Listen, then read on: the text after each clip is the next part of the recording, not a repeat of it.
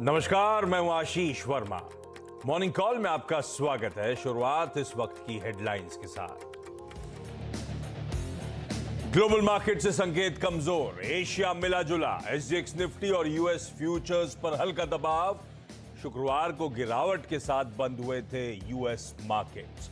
इधर अमेरिका में नौकरियों के अच्छे आंकड़ों के बाद कच्चा तेल 3% फिसला। तीसरी तिमाही में एसबीआई ने पेश किए शानदार नतीजे, 69% बड़ा मुनाफा। ब्याज से कमाई भी 24% बढ़ी। एसेट क्वालिटी में भी दिखा सुधार।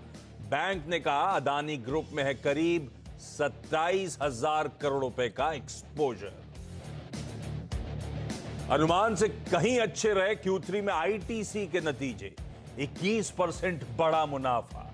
रेवेन्यू में भी हल्की बढ़त, मार्जिन्स में भी उछाल। कंपनी ने 6 रुपए प्रति शेयर के डिविडेंड का भी किया ऐलान। वोडाफोन में सरकार ने 16,000 करोड़ के कर्ज को इक्विटी में बदला।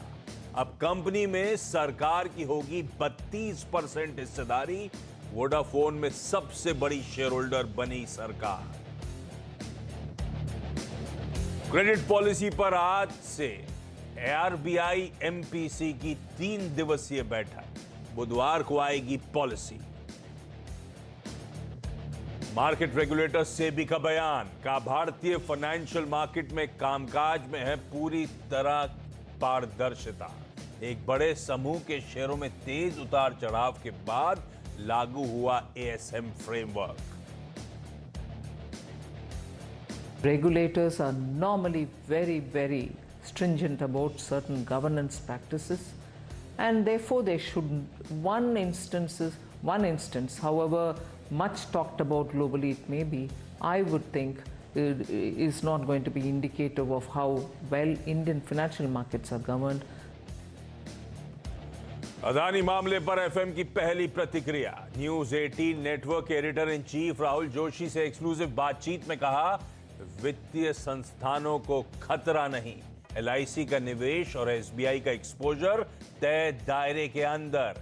भारतीय रेगुलेटर्स हैं काफी मुस्तैद।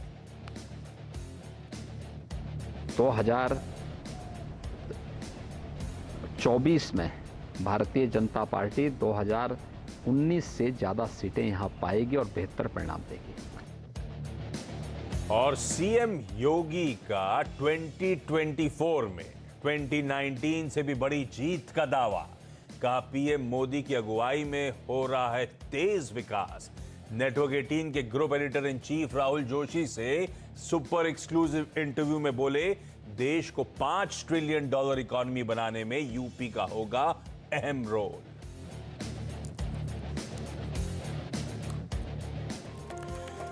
चलिए, सोमवार की सुबह एक नए हफ्ते की शुरुआत होती हुई और पिछले 2 हफ्ते बहुत ज्यादा वॉलेटिलिटी, बहुत उतार चढ़ाव के साथ भारतीय बाजारों में कामकाज होता हुआ देखा है।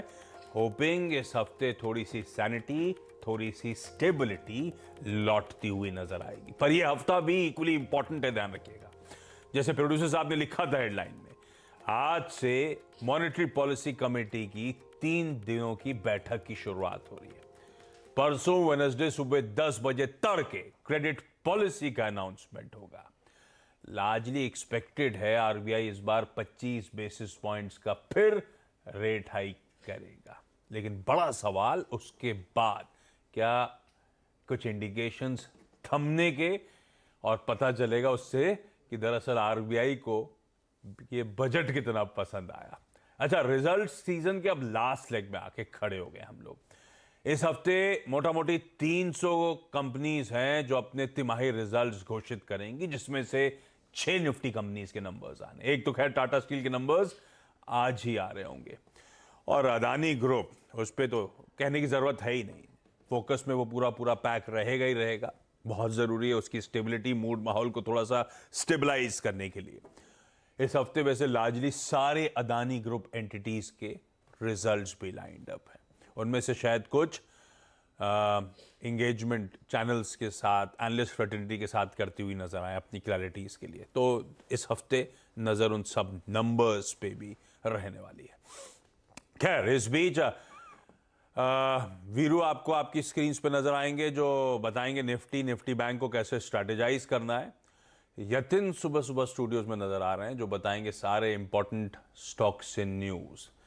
दरअसल पता नहीं बड़ा मिस्टीरियसली हमेशा की तरह नीरज वाजपेयी वैलेंटाइंस वीक से पहले फिर नदारत है। हाँ, समझ में नहीं आता। वीरू कुछ आइडिया?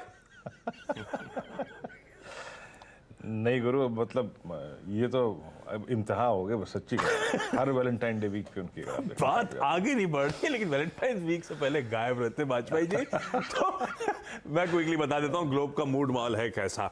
एसजीएक्स निफ्टी इंडिकेट कर रहा है, आपकी सीट चमक ही रहा है कि हल्की कमजोरी के साथ भारतीय बाजार कामकाज की शुरुआत करेंगे। वैसे हम तो फिर भी रिलेटिवली स्टेबल, शायद एक फ्लैटिश ओपनिंग करते हुए नजर आए, पर एशिया का मूड ऐसा नहीं है। अक्रॉस एशिया थोड़ा सा पेन आपको ज्यादा नजर आएगा। एशियाई पैक दिखाइए क्विकली स्क्रीन पे। ये देखिए मिला जुला कामकाज, निकेई छोड़ दीजिए, डेवलप्ड मार्केट है, बाकी सारे मार्केट अच्छे खासे दबाव के साथ इस समय कामकाज करते हुए। और इसके पीछे का रीजन अब समझाता हूं। यूएस में फ्राइडे को जो सेशन हुआ तो वो आपकी स्क्रीन पर आएगा। तीनों बेंचमार्क्स 1/3 से 1.5% तक का दबाव दिखा रहे थे। 1/3 डाउ दबाव में था और नैस्डैक जिसने बढ़िया आउट परफॉर्म करा था वो पॉकेट फ्राइडे को सबसे ज्यादा वीक, 1.5% से ज्यादा की कमजोरी थी। और ये डाउ जोन्स का इंटरडे चार्ट आपकी स्क्रीन पर। ये डाउ एक समय 126 पॉइंट मजबूत था और बंद हुआ 126-127 पॉइंट नीचे जाके। और ये अचानक जो करेक्टिव मूव आए थे, और ये तीनों बेंचमार्क्स ऐसे ही नजर आएंगे, अचानक प्रेशर माउंट हुआ था। और उसके पीछे वजह है वो जो बहुत सॉलिड यूएस में जॉब्स रिपोर्ट आई और उसके बाद मुनाफा वसूली का दबाव हावी होता हुआ नजर आया। आपको याद होगा फेड ने क्या कहा था जब ये जेरोमी पावेल साहब की लास्ट स्पीच थी कि हम लेबर मार्केट पे अब सबसे पैनी नजर रखेंगे, वो सबसे इंपॉर्टेंट वेरिएबल है जिसको फेड मॉनिटर करेगा। यूएस ने जो जनवरी की जॉब्स रिपोर्ट रखी है, दरअसल साल 2023 का बहुत तगड़ा आगाज हुआ है जॉब्स रिपोर्ट के लिहाज से, बहुत स्ट्रांग नोट पे। पेरोल जो है जनवरी के महीने में 5,17,000 ऐड हुए, बड़े। एस्टिमेट पता आपको क्या थे? 1,87,000 के। दिसंबर का आंकड़ा था 2,60,000 का, डबलिंग हो गई है। 5,17,000 जॉब्स ऐड हुए। ये किसी ने एंटिसिपेट नहीं करा था, इसलिए मैंने कहा 2023 का जॉब्स रिपोर्ट के लिहाज से आगाज बहुत स्ट्रांग हुआ है। अनएम्प्लॉयमेंट रेट यूएस में 3.4%, एस्टिमेटेड था 3.6%। और जो 3.4% का अनएम्प्लॉयमेंट रेट है 1969 के बाद लोएस्ट जॉबलेस लेवल्स है। इस तरह का स्ट्रांग डेटा यूएस ने पेश करा है और इसके इंटरनल्स भी इक्वली मजबूत है। एवरेज आर्ली अर्निंग्स जो है 0.3% और बढ़ गई। वेजेस बढ़ रहे हैं, स्ट्रांग जॉब क्रिएशन हो रहे हैं। और इस तरह की स्ट्रांग जॉब रिपोर्ट के बाद एक आंकड़ा रखता हूं आपकी स्क्रीन पे, तब और अब की प्लेट दिखा दीजिएगा। जब बहुत स्ट्रांग जॉब्स रिपोर्ट आई तो डर लगा कि फेड का एग्रेसिव स्टैंस जस का तस बना रहेगा क्योंकि वो लेबर मार्केट पर नजर रख रहे हैं। इसकी प्लेट फ्लिप करिएगा, बाकी एसेट क्लासेस पे दिखाना चाहता हूं। तो आप देखिए कैसे डॉलर इंडेक्स इंच अप करके, हॉकिशनेस की पूरी तस्वीर आपकी स्क्रीन पर। 101.7 वाला डॉलर इंडेक्स 103 के बियॉन्ड चला गया। कच्चा तेल नरम पड़ गया क्योंकि इकोनॉमी स्लो डाउन का इंडिकेशन देने लगेंगी अगर फेड एग्रेसिव होगा तो। $2, $2.5 क्रूड करेक्ट कर गया। हॉकिशनेस के चलते सोना करेक्ट कर गया। 1930 1925 डॉलर्स पर आउंस वाला $50-60 करेक्ट कर गया। इस तरह से वो हॉकिशनेस का इंपैक्ट अक्रॉस एसेट क्लासेस आपको नजर आएगा। तो प्योरली, और ये सिर्फ यूएस का फ्राइडे पेन नहीं था, यूएस के फ्यूचर्स आज सुबह भी 1/4 से 1/3% के दबाव के साथ ही कामकाज कर रहे हैं। तो ये जो डिफरेंशियल आ गया है वो आपकी स्क्रीन पे प्रोड्यूसर साहब ने बढ़िया तरीके से लिख दिया है। हमने फ्यूचर्स कहां छोड़े थे, फ्यूचर्स कहां खड़े हुए हैं, और वही डिफरेंशियल जो है पूरा एशिया डाइजेस्ट कर रहा है। हमारे इंडिविजुअल कुछ रिजल्ट्स बढ़िया भी रहे हैं। हमारा मूड मॉल हमने अंडर परफॉर्म 2 हफ्तों में बहुत ज्यादा ग्लोब को कर दिया है, तो हमारी चाल हो सकता है थोड़ा सा डीकपल टाइप नजर आएगी, लेकिन ये मोटा मोटी यूएस से क्यूज है। जॉब्स रिपोर्ट बहुत स्ट्रांग और उसने मूड बिगाड़ दिया, डर लगने लगा। ये रही जॉब्स रिपोर्ट की कहानी। एक अपडेट और दे देता हूं। अच्छा, इसी के साथ जोड़ देता हूं थोड़ा सा यूएस चाइना टेंशंस जो थोड़े से बढ़ रहे हैं, उसकी बात ग्लोब में बहुत चल रही है। दरअसल आपको याद होगा चाइना का एक बलून जो है वो यूएस के ऊपर उड़ रहा था। 60,000 7,000 फीट की ऊंचाई पर। तब वो यूएस मिलिट्री ने कहा था कि चाइनीज सर्वेलेंस बलून है ये, जो हमारी मिलिट्री फैसिलिटीज के ऊपर उड़ रहा है। चाइना का कहना था कि नहीं, हमारी तो एक वेदर इक्विपमेंट्स वाली शिप है जिसका बेसिक इंटेंशन था साइंटिफिक रिसर्च का। पर यूएस उड़ा नहीं पा रहा था इसको, क्योंकि जान माल का या डैमेजेस होते नीचे, इसीलिए उड़ा नहीं पा रहा था। फाइनली कल अपडेट आया, वो बलून उड़ा दिया गया है। पर उसके बाद वो ब्लिंकन साहब ने इस बीच, यूएस सेक्रेटरी ऑफ स्टेट जो है ब्लिंकन साहब, उनकी एक चाइना विजिट थी, हाई प्रोफाइल, बहुत अरसे बाद एक यूएस ऑफिशियल चाइना जा रहा था। इस बलून के चलते वो विजिट कैंसिल कर दी गई, इनडेफिनेटली पोस्टपोन कर दी गई, और टेंशन थोड़े से बढ़ते हुए नजर आ रहे हैं। ये सब है ग्लोब की तस्वीर। लार्जली बहुत स्ट्रॉन्ग जॉब्स रिपोर्ट मूड को थोड़ा डेंट कर रही है। लेकिन वीरू, चार्ट्स पे कैसा स्टैक्ड अप नजर आता है डाउ या नैस्डैक फॉर दैट मैटर? देखिए आशीष, पहले गुड मॉर्निंग। मैं कैसे अप्रोच करूंगा, देखिए ये बहुत स्ट्रांग जॉब रिपोर्ट्स के बाद यूएस मार्केट ने फ्राइडे फैक्टर पे थोड़ा सा रिएक्ट किया, प्रॉफिट बुकिंग आई। इससे पहले अच्छे काफ़ी स्ट्रांग मोमेंटम में थे। मैं एक बात कहूंगा आशीष, अगर मैं सिर्फ फ्राइडे फैक्टर को या फिर फ्राइडे फॉल को ना कंसिडर करूं, आप S&P 500 की वीकली क्लोज को देखिए। आप लगभग 14 महीने की स्लोपिंग डाउनवर्ड ट्रैजेक्टरी से बाहर निकल रहे हैं। मैं 2 चार्ट्स लेके आऊंगा। ठीक है, एक स्ट्रांग रिपोर्ट के बाद रिट्रेसमेंट आया, बट वीकली क्लोज में भी यूएस मार्केट अपना shortest moving average 10 week exponential moving average hold कर रहे हैं। आप आपकी स्क्रीन पर जरा डाउ जोन्स के चार्ट देखिए आशीष। ये क्लियरली मेंशन है, पिछले 5 वीकली क्लोज जो है वो एग्जैक्टली 10 डिमा के ऊपर है। ये 10 वेमा, माफ कीजिएगा, 10 week exponential moving average.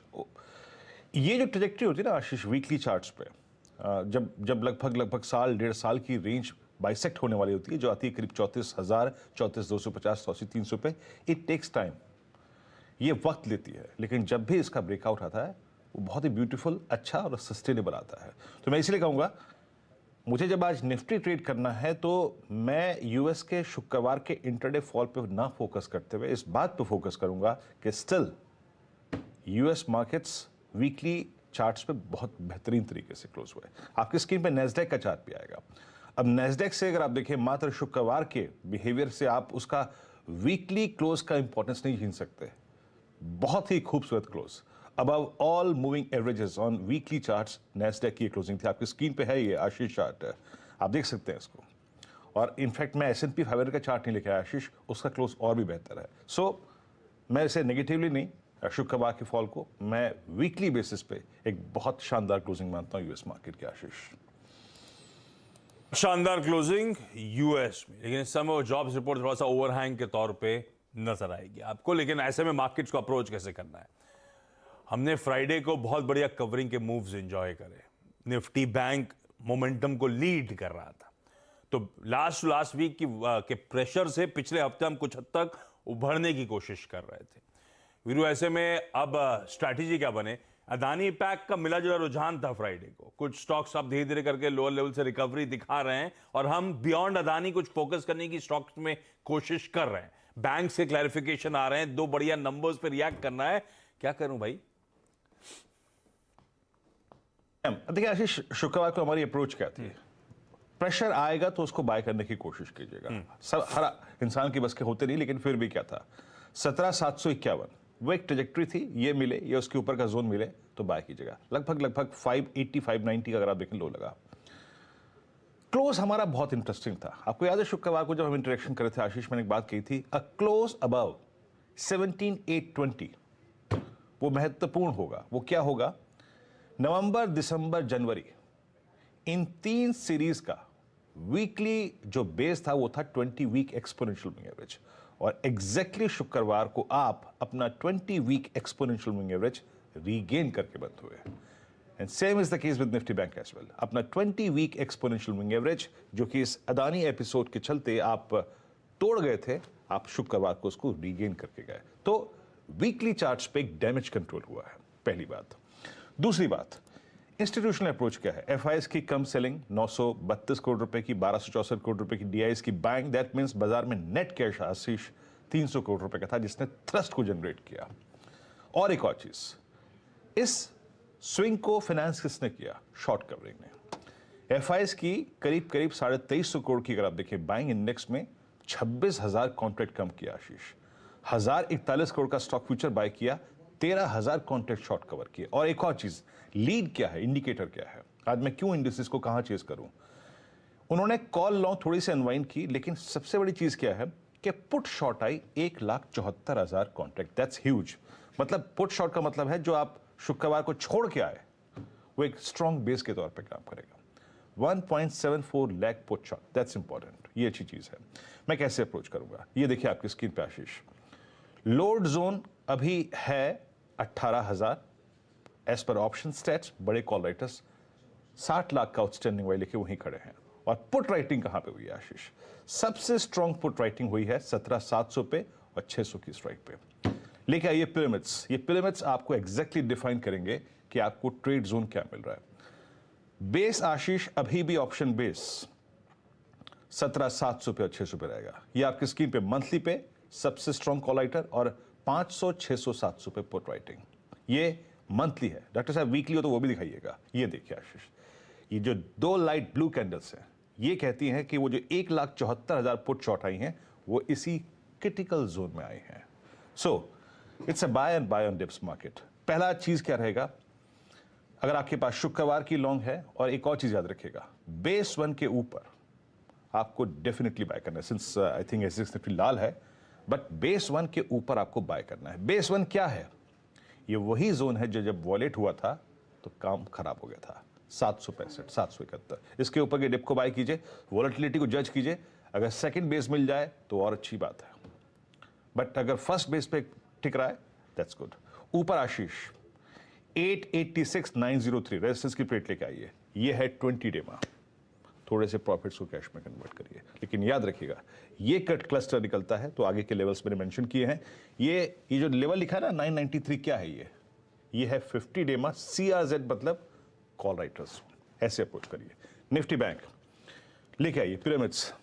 Nifty bank में याद रखिएगा इस वीकली कॉन्ट्रैक्ट में पॉलिसी जंप कर रही है और 42,000 की कॉल पे सबसे बड़ा कॉल राइटर खड़ा है। अमूमन ऐसे में वही हाई रहता है, उसको हम क्रॉस नहीं कर पाते हैं, और नीचे 41,000 पे पुट राइटिंग। आशीष सिंपली जो फंडा मैंने निफ्टी पे अपनाया, बेस 1 के आसपास बाय कीजिएगा, और बेस 1 मेंशन है 41,271, 80, इससे प्लस 50-60 पॉइंट ऊपर की तरफ। रेजिस्टेंस जोन जो है आशीष वो है 41,700। ये क्या है? ये है 20 डे एक्सपोनेंशियल मूविंग एवरेज, और क्लोजर टू 42,000 अपने प्रॉफिट्स को कैश में कन्वर्ट करने की सोचिए।